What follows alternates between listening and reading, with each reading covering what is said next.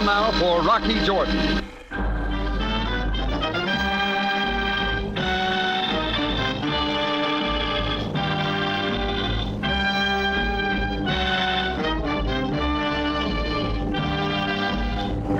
Not far from the Mosque Sultan Hassan in Cairo stands the Cafe Tambourine, run by Rocky Jordan.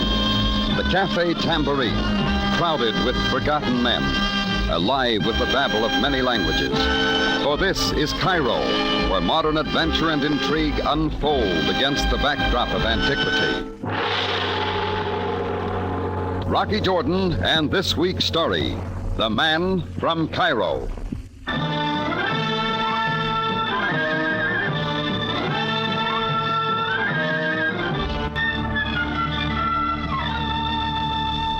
I noticed nothing unusual about him when he first came into the Tambourine. The typical American tourist, Midwestern, loaded down with movie camera and all the trappings. He was slightly on the hefty side, red-faced from walking more than usual. He mopped his thinning hairline with a silk handkerchief, piled his gear on the bar, and sat down. As I stepped up, he pulled an English-Arabic dictionary out and started thumbing through it. You won't be needing that book here, mister. Huh? Yeah. Oh. No, I suppose not. Hey, by golly, I might have known. I'll bet you're from the good old USA. That's right, St. Louis. St. Louis. Well, I'll be a son of a gun. It's a small world. Put her there, Mr. Jordan. Yeah, well, I'm mighty glad to know you, Jordan. Yeah. Say, you got a cold? Yeah, slightly, Mr. Simpson. Simpson's my name. Millard T. Simpson from Cairo. Cairo? That always gets them. Cairo's right. Cairo, Illinois. oh, sure. Well, how do you like Cairo, Egypt? Cairo, Egypt. Highly overrated. Yeah, how so? Oh, no offense, you understand. Wonderful people, but here I wanted to come to Cairo all my life. I've read about it, dreamed about it. Now that I'm here, what do I find? Nothing, Jordan. Disappointing, eh? Where's the excitement, the danger, the dark adventure you read about?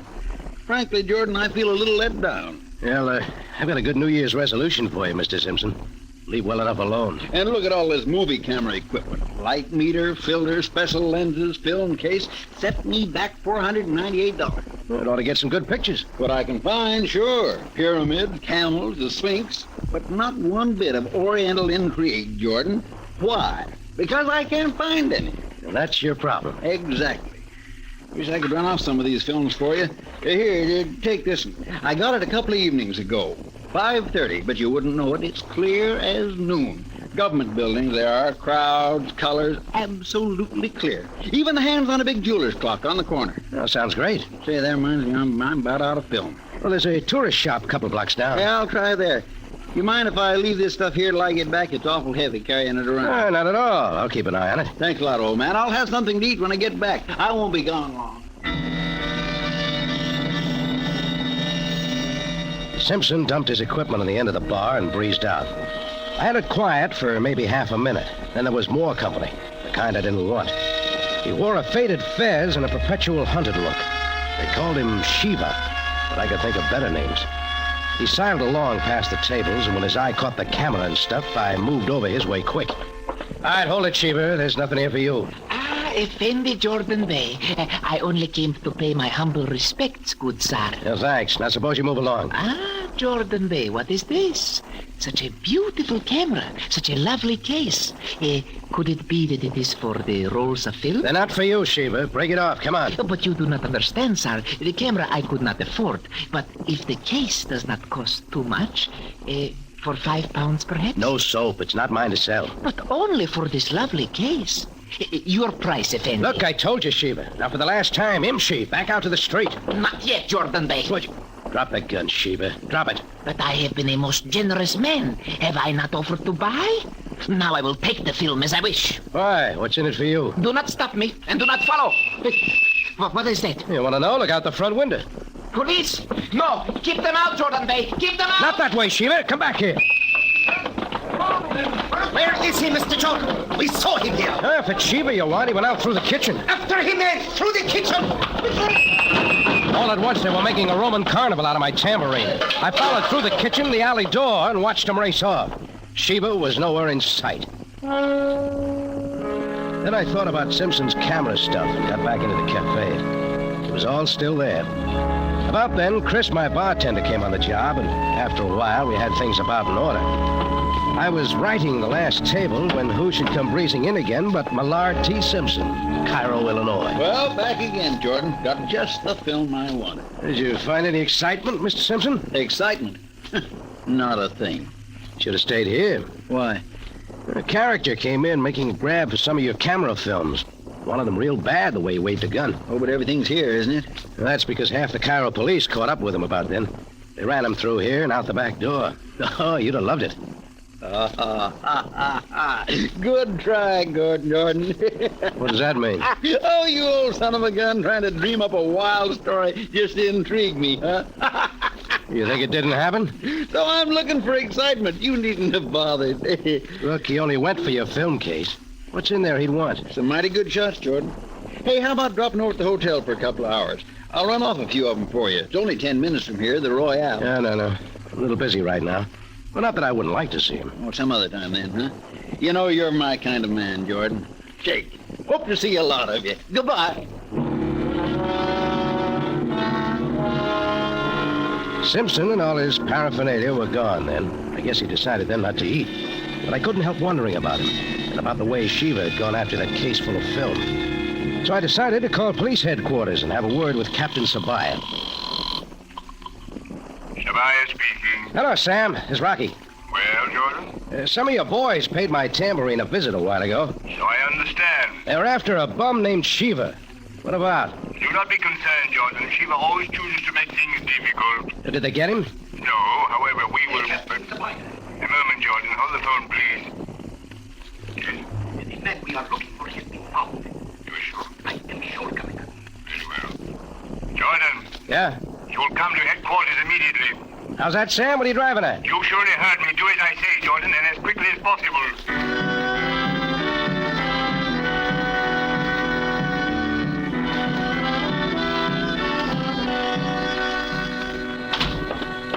Okay, Sam, I'm here. They find Shiva? He has been found, lying dead in an alley of the Sharia Rabaya. Word came during your phone call. Well, what do you want with me? Jordan, I asked you now why you inquired about Shiva, and what was he doing in your cafe? He was there to see what he could get his hands on, Sam. You know what Shiva was like. And you presume to tell me that you called for no other reason? Well, maybe I don't like your boy slamming around my cafe. You better explain that. Jordan, let me tell you something. 2 evenings ago, at the height of the rush hour, there was an incredible robbery of considerable money from the government-financed building. Without detection, the bandits left the building with the money, lost themselves in the crowd. They disappeared long before the alarm sounded. Government stuff. Pressure from the higher-ups, huh? As you say, it was hoped that Shiva could reveal important information. You understand now the gravity of this affair. Oh, sure, but what would a roll of film have to do with it? Film? I mentioned no film. Oh, my mistake, Skipper. You got a good idea who pulled the job? The pattern is a familiar one. However, I would hardly reveal that to you, Jordan, or our plans for apprehending the criminals. Don't bother to, Sam. Maybe I got some plans of my own. Sam looked puzzled, but he finally let me go. After dropping by my cafe, I wanted a good long talk with one Millard T. Simpson. Just as I got to the tambourine, the phone opened up in my office. Hello, tambourine. You, Jordan, That's the name. you were smart. Real smart. I never deny it. By not letting Shiva get that film, you were smart. Yeah, so I was smart. Tell me some more. Just keep the film till I get there. That's all you need to know. Might be I haven't got it. That means Simpson has. So you know him, too. I know all the right people. George Simpson, I don't care about the film. So did Shiva. Did you kill him? You wouldn't want to be next, Jordan. Your job is cut out for you. Get that film. Sure. Just leave your name, address, and phone number. I'll be around. And what's in it for me? That depends. You do it my way or you don't. Take your choice. Either way, I always pay off.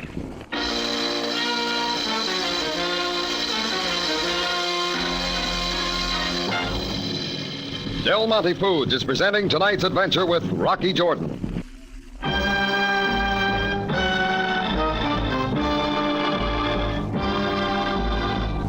And now we take you back to Cairo and tonight's Rocky Jordan story, The Man from Cairo.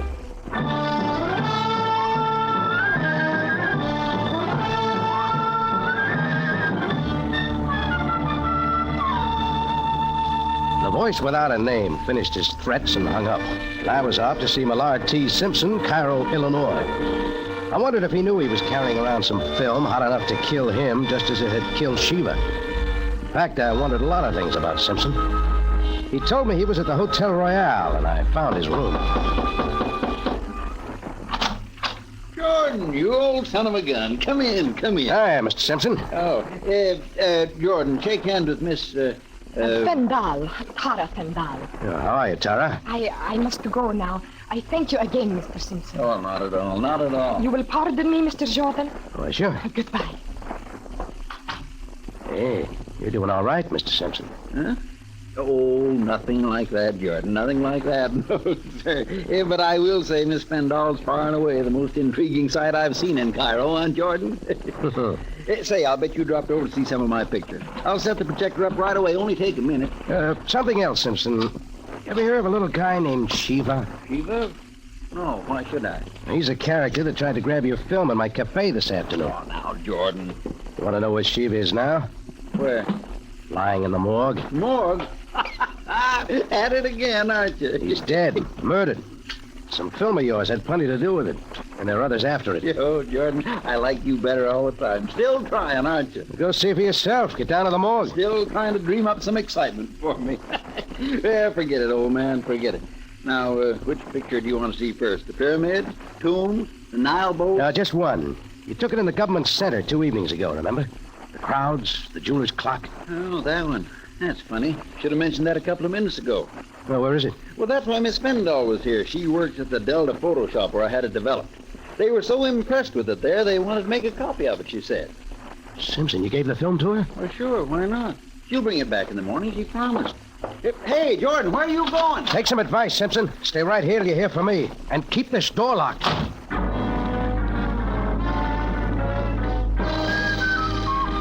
I stopped in the lobby just long enough to ring the Delta photo shop.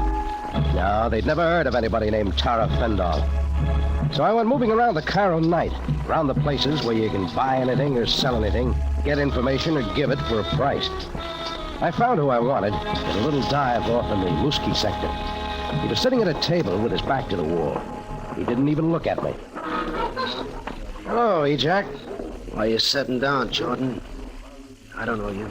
I got something on Millard T. Simpson. I don't know him either. That's because he's smart. He kept the real film. Find another table. He kept the real film and gave a phony roll away. He still got it back at the Hotel Royale. They got bouncers at this joint. $50,000 in American money might fix it. Are you going someplace, E-Jack? I picked my company. Now my job was to get Simpson out of the line of fire. As quick as I could make it, I had Simpson on the phone. I told him to get out of his room and over to the Tambourine right away. That he'd find all the dark adventure there he wanted. Next, I buzzed Chris and told him to keep an eye on Simpson after he got there. Then I got to the Hotel Royale and upstairs. I did little things to the door lock to Simpson's room, got inside and waited. I kept waiting, but nobody came. So I waited some more till I knew something had gone wrong. I picked up the phone and asked the desk if there'd been any calls for Simpson. Then I got it. Like the typical American businessman, Simpson had left word where he was going, right to the Tambourine. So I hit the street, flagged a taxi, and made it to the Tambourine in 10 minutes flat, and not any too soon. A couple of muscles had Chris pressed against the bar, and another, a flat-faced guy with something like a crew haircut, was working him over with the butt end of a gun. All right, bring it off. Rocky, get these guys off Let him go, I said. Cut it. Yeah, like he says. Let the barkeep go. Concentrate on Jordan now. I will concentrate on him, Grobeck. Sure, Grobeck's the name, huh? You wouldn't give it on the phone. Rocky, they came in after Simpson. Catch your breath, Chris. Grobeck will tell it. You heard him right, Jordan. I want Simpson. I know he's here. Oh, is he? You think he'd be hanging around here knowing you'd Show up! Where's Simpson, Jordan? I thought it's the film you wanted. Or maybe you didn't get my message. I got it. Then suppose we talk some sense. It's a little matter of money, remember? Something like 50,000. The deal says 10 with the cops left out. All right, start counting it, Grobeck. When I see the film, not before. I can get it. We're not standing here. Get it, Jordan. Have it here in 1 hour, alone. You know what? She was gonna have company. You get what I mean? 1 hour, Jordan. Chris, did Simpson come here? Sure he did. He waited here a long time and then started getting restless. Where is he now? Well, he said it was after his bedtime, so I let him go in your office and take a nap on your cot. He must still be there. Okay. Simpson, come on, get up from there. Simpson, wake up. Hey, Jordan. Yeah, well, I must have dropped off. You bet you did. Slept through plenty. Oh, I always could do that. It's a matter of relaxation. Say, Jordan, what about the adventure you promised? Well, you're in luck. You missed it all again. Missed what? A guy named Grobeck came scratching for that film. He killed Shiva for it. Now he's after you. You never stop crying, do you? Of course, I just happened to sleep through it. It's the truth. Chris here took a beating covering for you. Yeah, this is rich. Jordan, you're a man after my own heart. You'll dig up some excitement for me yet, won't you? But the next time, make sure I'm awake. But it's real, I tell you, every bit of it. Stop it, Jordan. You're killing me. Why, you... Come on. No, wait, Jordan. No. Jordan, you're going too far now. Stop it. Get in that kitchen and stay there.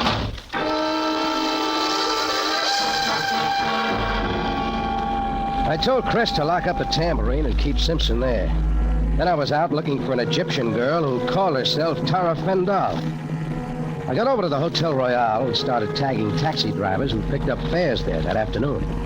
It took some time and a lot of piastres, but it finally paid off. One of them said he'd picked up a girl of Tara's description, and for 3 times the fare, he took me across Cairo, down to a shabby 2-story hotel near the Nile docks.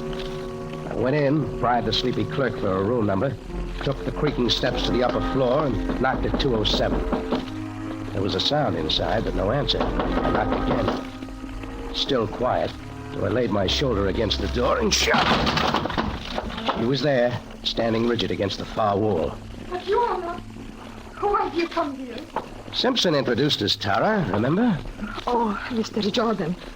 But I could mean nothing to you. Will you please go? Sure, that can be arranged. As soon as you hand me the film you took for Mr. Simpson. I do not know what you are talking about. Oh, you are mistaken, Mr. Jordan. Please, what are you doing? It may take time, but I'll find it. There is nothing there that you want. Oh, you must believe me, Mr. Jordan. Simpson gave you the film. Where is it? But why? Why would you want it? I know. Now, we're getting somewhere. Supposing you tell me a few things, huh? Why, very well.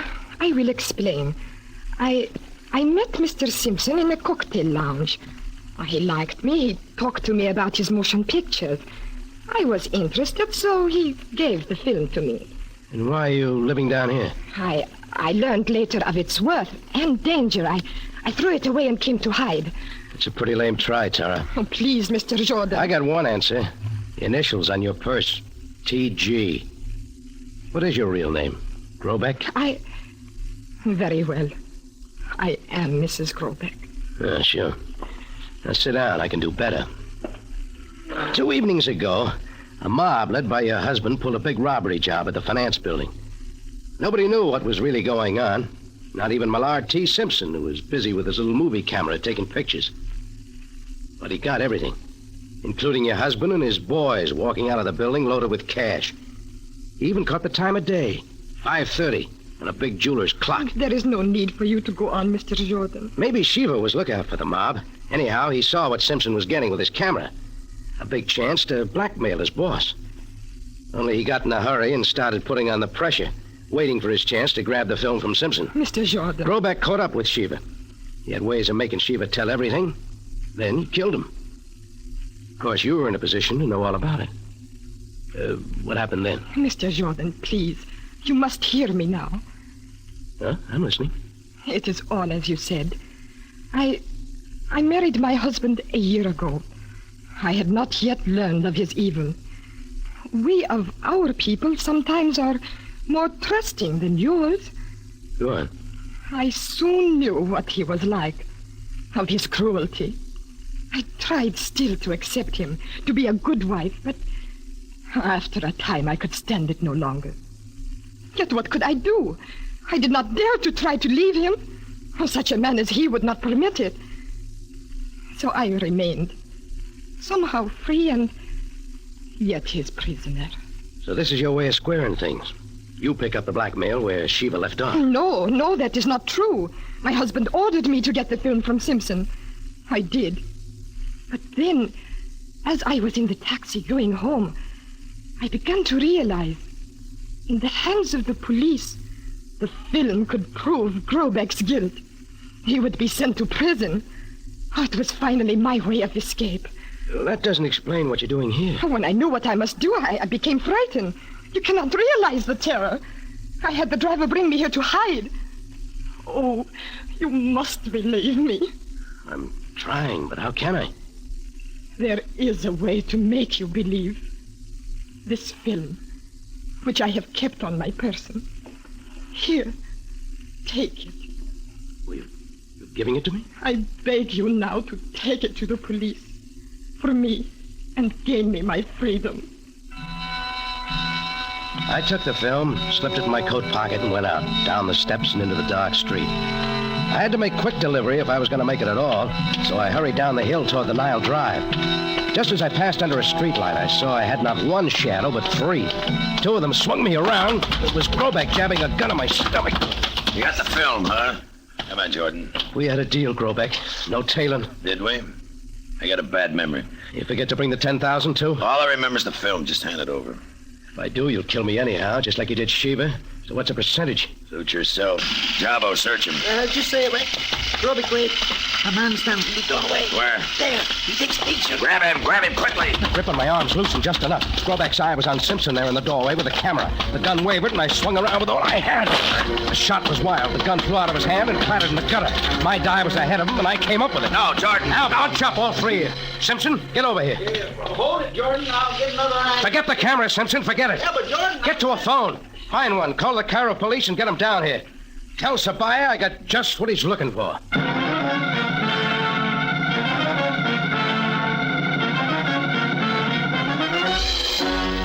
In just a moment, Rocky Jordan returns to conclude tonight's story. Back now to Rocky Jordan for the conclusion of tonight's story.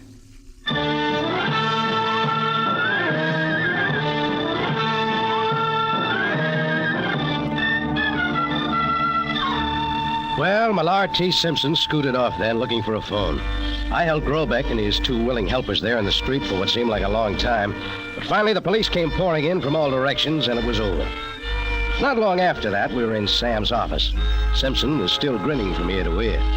I briefed Sam, and he showed nothing but relief. It is good to have this affair off my mind, Jordan. Sure, Sam. Clearing up a government robbery ought to get you a good bonus. No, I will take no credit for this. Rather, it should go to you and your good friend, Mr. Simpson. Oh, think nothing of it, Captain. It was a pleasure. Great experience. Oh, say about that film of the finance building robbery, Captain. The folks at the lodge back home will be dying to see it. We must necessarily hold it as evidence for Grobeck's trial. However, it will be returned to you in good time. Good.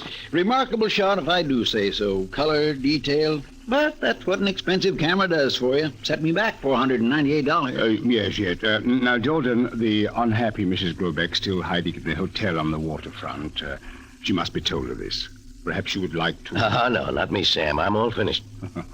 Well, I will see her. If you will both excuse me now... Yeah, Sam. Good night. Shake, Captain, shake. It's been a pleasure. A real pleasure. Yes, of course. Good night. By golly, this is rich, you know. One for the book, Jordan. You sure showed me a time. Gotta hand it to you, boy. Now tell me something.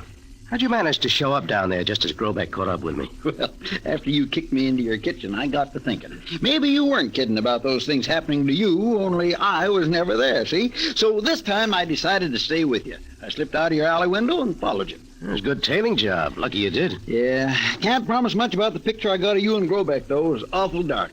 But I got no complaints. Oh, we'll do it again sometime. I sure wish we could, but I'm afraid it won't be possible. No? Nope, gotta catch a plane for home in the morning. Sure hate to go, Jordan. After tonight, Cairo's gonna seem like a mighty dull town. Cairo, Illinois, that is.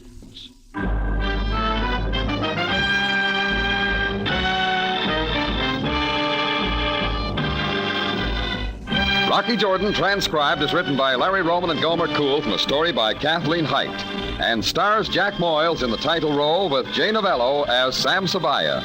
This program is produced and directed by Cliff Howell, with original music composed and conducted by Richard Arant. Larry Thor speaking. Remember, you have a date next week at the Cafe Tambourine, run by Rocky Jordan. Same time, same station. And the story is Smokescreen.